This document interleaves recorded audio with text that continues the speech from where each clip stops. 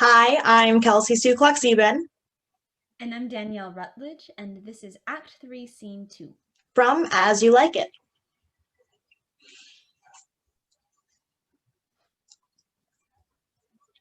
Didst thou hear these verses? Oh, yes, I heard them all, and more too, for some of them had in them more feet than the verses would bear. That's no matter. The feet might bear the verses. Ay, but the feet were lame, and could not bear themselves without the verse, and therefore stood lamely in the verse.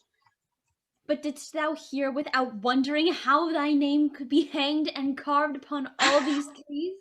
I was 7 of the 9 days out of the wonder before you came, for look here what I found on the palm tree. I was never sober rhymed since Pythagoras' time that I was an Irish rat. Which I can hardly remember.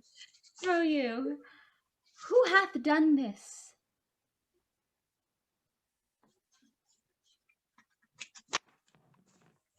Is it a man?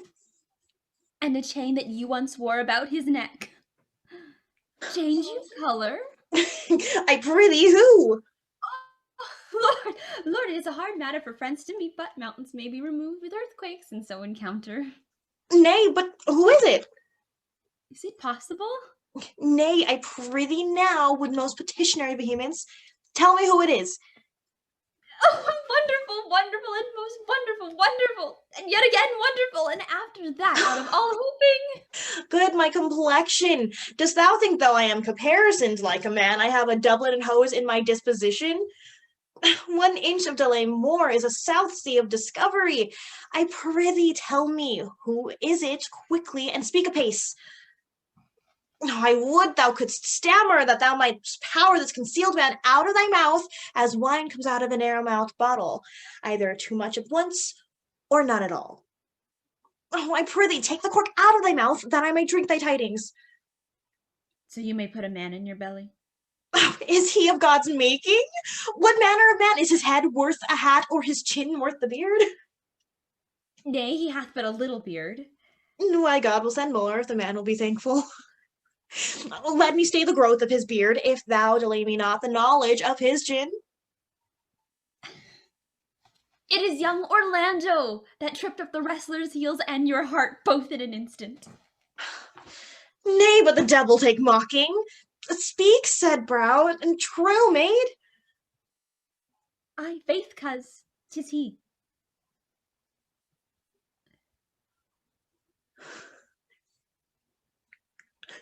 Orlando? Orlando! Alas the day! What shall I do with my doublet and hose? What did he, when thou saw'st him? What said he? How looked he?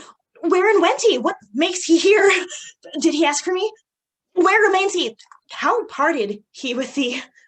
And when shalt thou see him again? Answer me in one word. You must borrow me Gargantua's mouth first. 'Tis a word too great for any mouth of this age's size.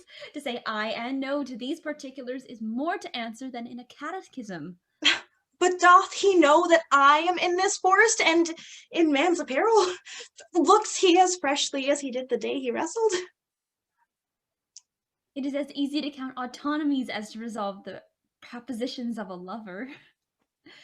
But take taste of my finding him and relish it with good observance. I found him under a tree like a dropped acorn. It may well be called Jove's tree when it drops forth fruit. Give me audience, good madam. Proceed. There he lay, stretched along like a wounded knight.